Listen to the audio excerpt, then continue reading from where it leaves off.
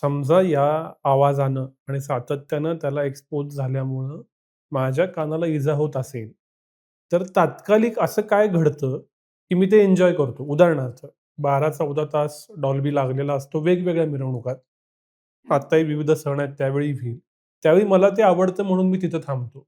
किंवा कित्येक आजकाल जे पार्टी कल्चर आहे त्याच्यामध्ये सुद्धा जो आवाज असतो, तो 2 तास, 3 तास, 4 तास लोकं ऐकत असतात. त्यांना तात्कालिक असं काही मिळतं का, की म्हणून ते हा डॅमेज विसरून ते एन्जॉय करतात?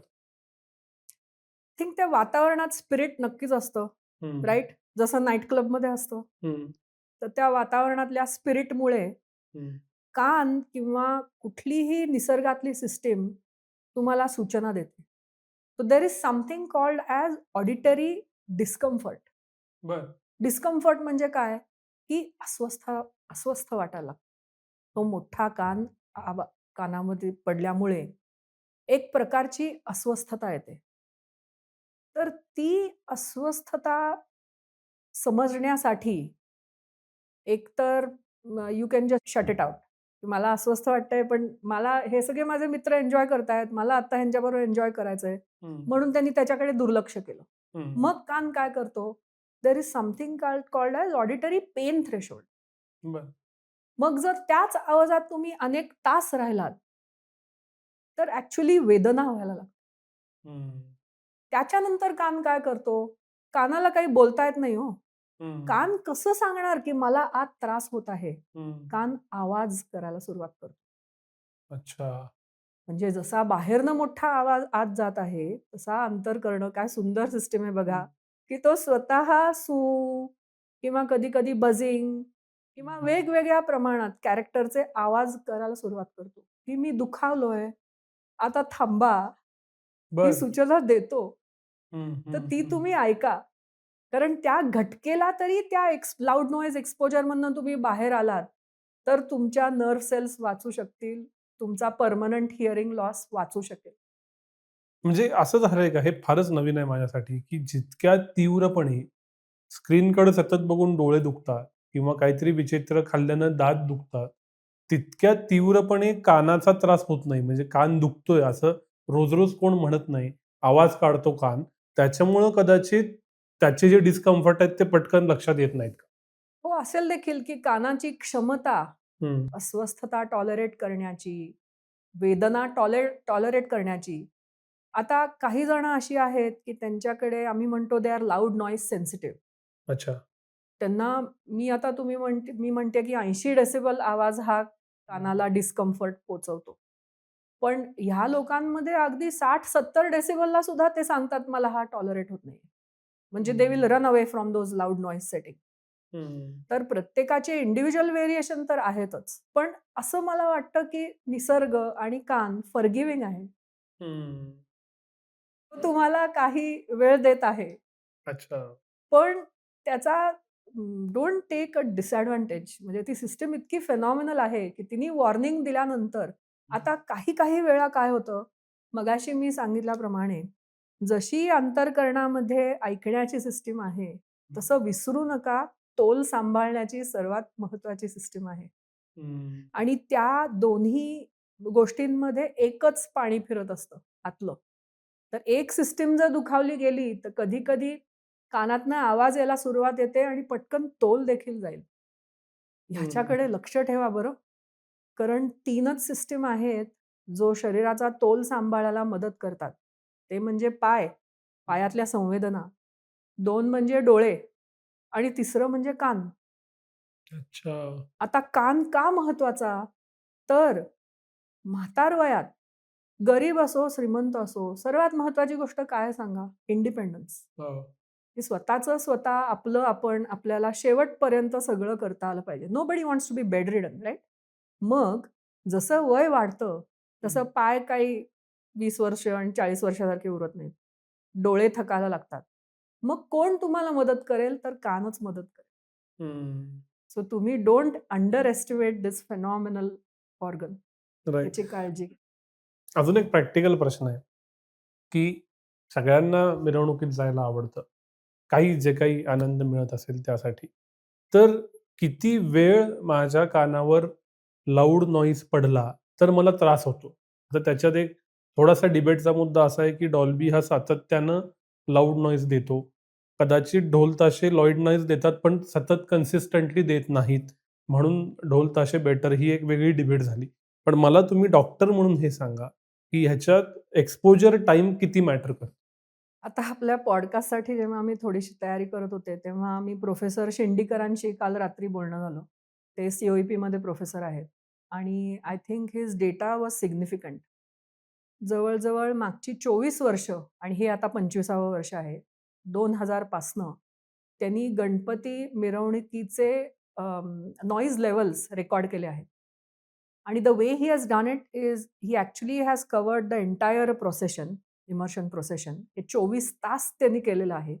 आणि दर 4 तासांनी त्यांनी वेगवेगळ्या चौकातली पार म्हणजे बेलबागपासनं अल्का टॉकीजपर्यंत अशी वेगवेगळी मेजरमेंट्स घेतलेली आहेत. पण त्या मेजरमेंट्सचं म्हणजे 24 तासात त्यांनी 6 वेळा मेजरमेंट घेतली आहेत. पण ती मेजरमेंट्स बघितली तर the average comes out to more than 100 decibels अच्छा. For 24 hours. हं, तर हं, हा हं, निश्चितच फार लांबचं एक्सपोजर झालं. हं, 100 डेसिबलचा आवाज कानातली सिस्टीम फक्त 1च तास टॉलरेट करू शकते. स्वतः हं, 1 तास कुठे आणि 24 तास कुठे? हं, हा आता विचार करण्याची वेळ आली आहे, की त्या दिवसाच्या क्षणिक आनंदासाठी तो आनंद तुम्हाला किती दिवस पुरेल? फार तर फार तो दिवस पुरेल. फार तर फार दुसरा दिवस पुरेल. अजून एक काय 2 दिवस पुरेल असं हं, म्हणूया. पण त्याच्यासाठी कायमस्वरूपी इजा आपल्याला करून घ्यायची आहे का? हं.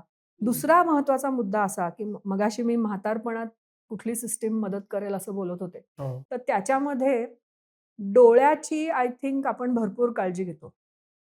पण लक्षात ठेवा, की डोळे हे फक्त 180 डिग्री तुम्हाला दाखवू शकतात, राइट?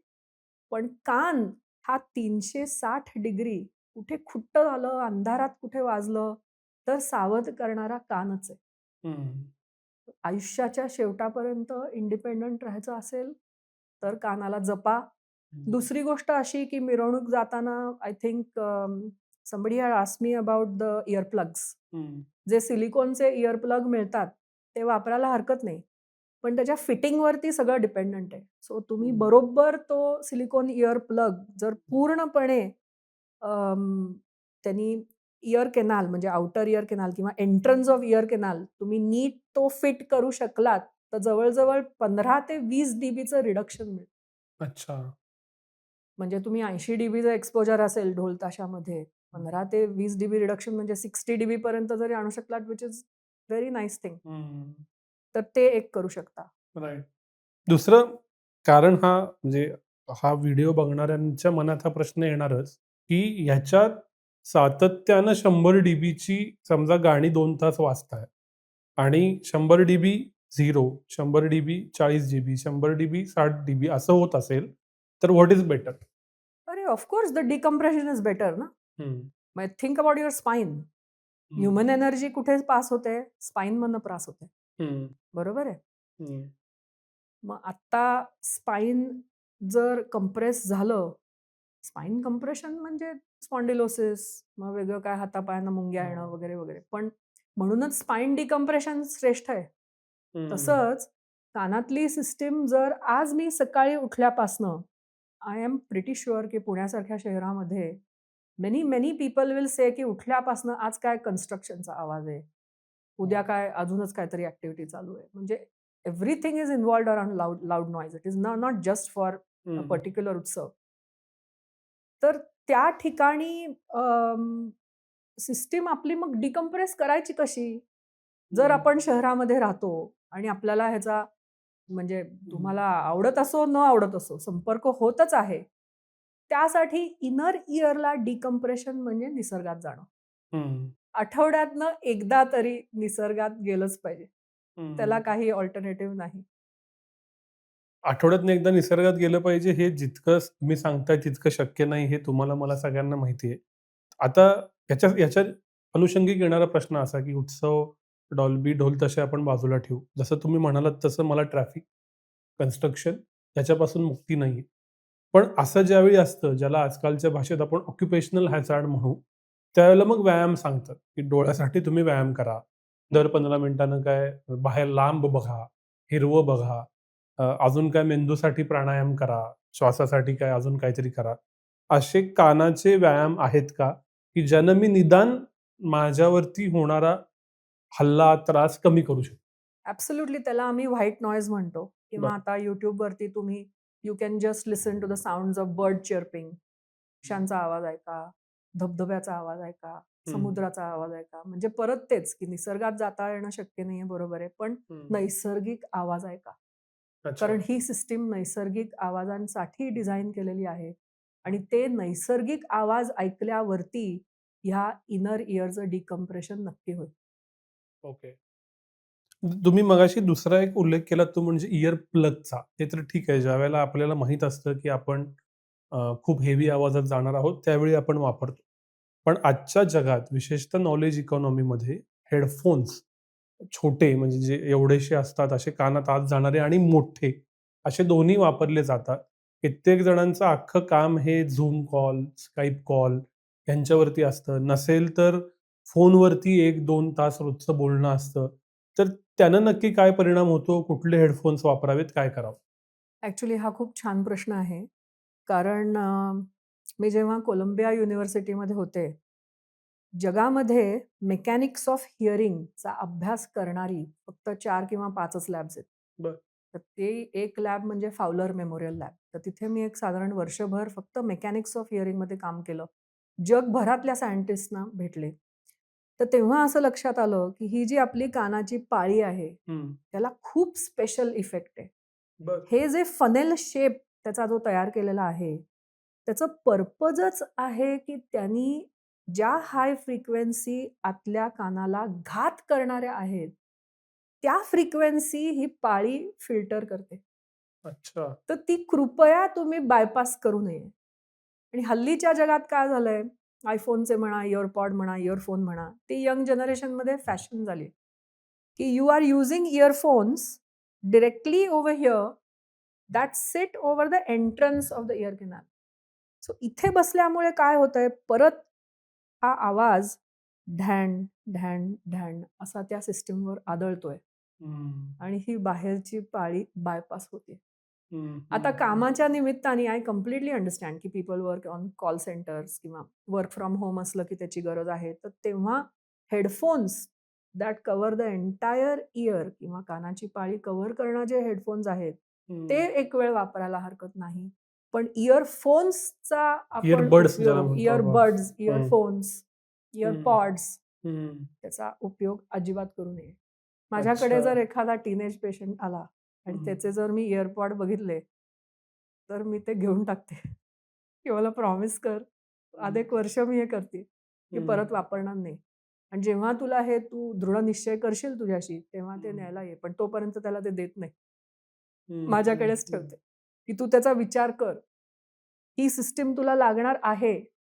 आता मला सांगा, these are entire teenage generations, right? हो, That have probably started using it from a very young age. हो, म्हणजे किती म्हणूया आपण 12व्या-13व्या वर्षीच. हो. मग आता त्यांचा ह्याच्याशी संपर्क आला 15 वर्ष असं धरा. तर we will have an entire generation who will hmm, not be able to hear certain frequencies. म्हणजे माझी हं. सर्वात मोठी भीती काय आहे, की हं. जपानमध्ये मायोपियाचं एपिडेमिक आलंय. म्हणजे आता काय? मायोपिया म्हणजे काय? निअर साइटेडनेस, की जवळचं क्लिअर दिसतं. वाढत्या स्क्रीन टाईममुळे ही मुलं कुठे बाहेर जातच नाहीयेत. तर त्यांना दूरचं म्हणजे डोंगर दिसतच नाहीत.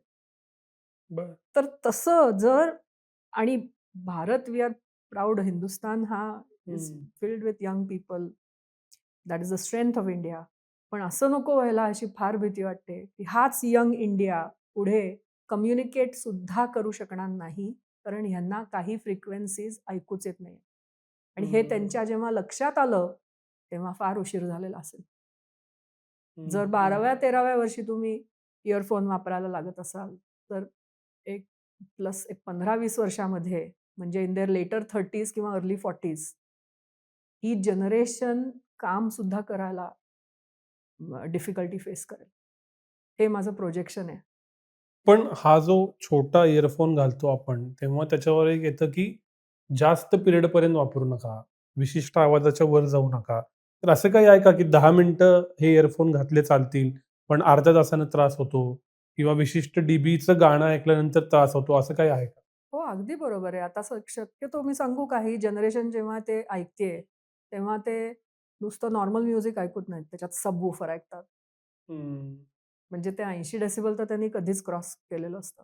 अच्छा. आणि ते ऐकत-ऐकत लक्षातच येत नाही ना, की कधी 15 मिनिटं झाली आणि कधी हं. 30 मिनिटं झाली.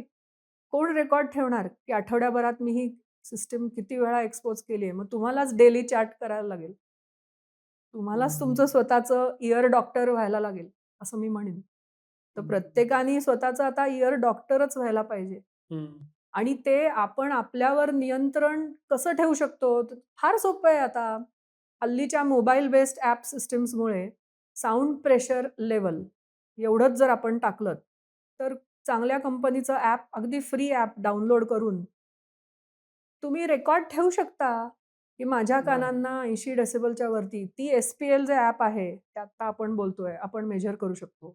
हं. कुठे तुम्ही नाईट क्लबमध्ये गेलात, तर तुम्ही मेजर करू शकता, की किती साउंड इंटेन्सिटीला आपण कानाला एक्सपोज केलंय, त्याच्यात किती वेळ थांबायचं. हे साउंड डिसिजन्स आता प्रत्येकाने घ्यायची वेळ आलेली आहे.